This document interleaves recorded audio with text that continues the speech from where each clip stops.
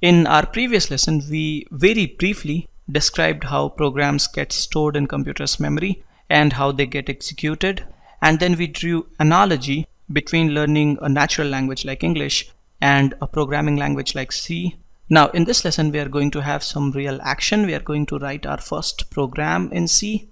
It's a tradition that whenever you learn a new programming language, the first program that you write in that language is to print hello world on screen. So let's write this program. The first thing that we will need is an editor in which we should be able to write our program. What I will do is I will not use any special editor.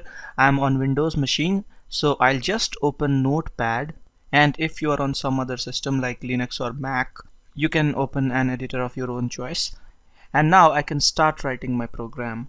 The first line that I will write in my C program will be this: pound sign and then include and then this less than sign and then stdio.h, and then you have a greater than sign, so stdio.h is within angular bracket. Things are case sensitive here, so make sure you write everything in small letters, lowercase letters.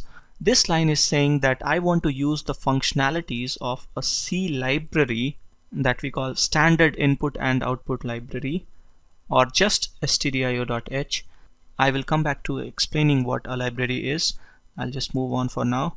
The next line that I'll write is int, then space, and then I'll write main, and then I'll open a parenthesis and close a parenthesis, and then I'll go to the next line and type an opening curly brace, and then on the next line I'll type a closing curly brace. We will write this much of code in all our programs. This is basic skeleton, and now I'll quickly explain what we have really done here. A C program is organized in entities that we call functions. You must be knowing of functions in mathematics. Let's take example of a mathematical function. Fx equal x square is my function. You can imagine a function to be a box that will take something inside and give back something else. It will give something else applying some rules. To this function fx equal x square, if we will give this function 2, it will give back 4. If we will give 5, it will give back 25. It will give back square of the number. You can think of a function in programming something like this. You can give a nice name to your function, and then you can define what all the function will accept inside it.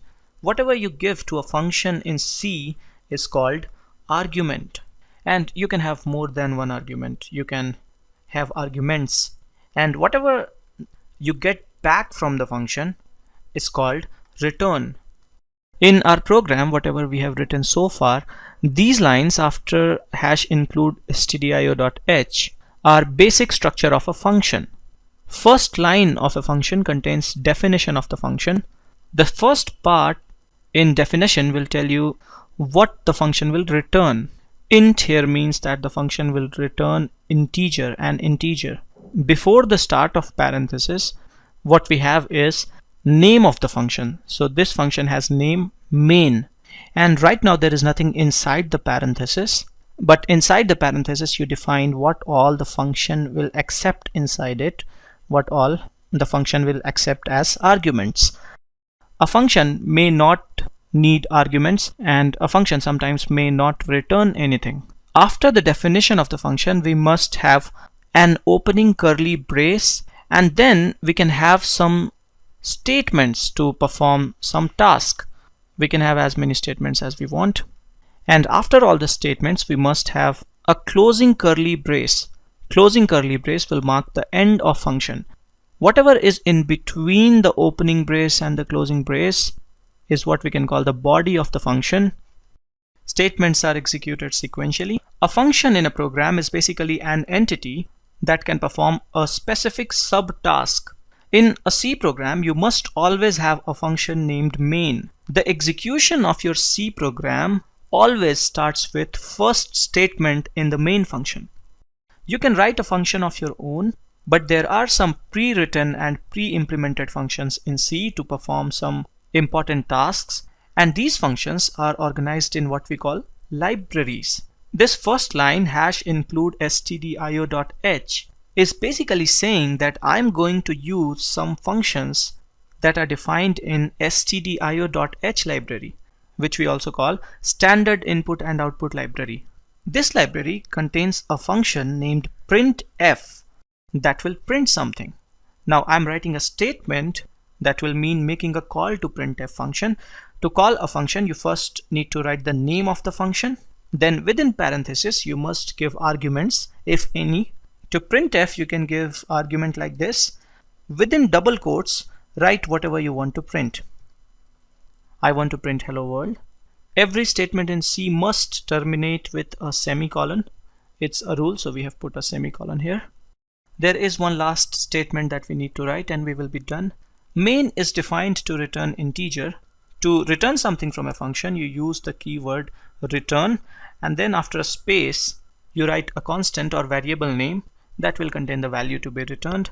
At the end of your main function, you must write the statement return 0. For any other function that is defined to return integer, if you would not have an explicit return statement like this, you will get error. But for main function, even if you will skip writing this return 0, your program will work. It is good to write this for the sake of consistency. Okay, so this is all we need to print hello world. Now what I'm going to do is I'll save this file. In the save dialog, select file type as all files and then give a file name something.c. I'll give file name hello world.c. So I just created a C source file with a program to print hello world. And now we need to compile and run this program. To compile, we will need a compiler. I'm going to use a compiler named GCC, which is a standard compiler for C. On a Linux machine, you do not need to install GCC. It's already there. On Windows, you will have to install GCC. You can check the description of this video for a link on how to install and configure GCC for Windows. I am on a Windows machine and GCC is configured for me. To compile using GCC, I first need to open command prompt in Windows. Press Windows plus R key to open this run dialog and type in cmd and then click OK. Command prompt will open for you. Type in GCC and press enter. If you get a message like GCC no input files, then GCC is configured for you. If you get a message like command not recognized, GCC is not correctly configured. Now you must be remembering in which directory you had saved your source file. For me, it's in my code directory in C drive. There is this file hello world.c. In command prompt, I first need to go to this directory. So I'll say cd for change directory and type in the path. Now I'm in my code directory. And now I'll type in GCC and the name of the C file. For me, it's hello world.c. You can type the same command on a shell in Linux. If you hit enter and no message comes, your program has compiled and an executable has been generated. By default, an executable named A is generated. This is a.exe on Windows. On Linux, a file named a.out will be generated. In Windows, you can double click and run this file. But if you will double click, something will flash and go away. This is because program starts execution and before you can see the output, it finishes. For your machine, running a simple print statement is a task of milliseconds. If you want to see the output, you can run the executable from command prompt itself. Type in a.exe here. On Linux, you can run a.out, and when you will press enter, you have the output here. If you are able to do this much, congratulations, you ran your first program in C. Please note that there are a lot of compilers that give you very nice UI in which you will have an editor, and within the UI itself you will be able to compile and run your program, and there will be a lot of cool features to detect errors in your program. We call these compilers integrated development environments or IDEs. We will show you how to work with some of the IDEs in our next lesson. This is it for this lesson. Thanks for watching.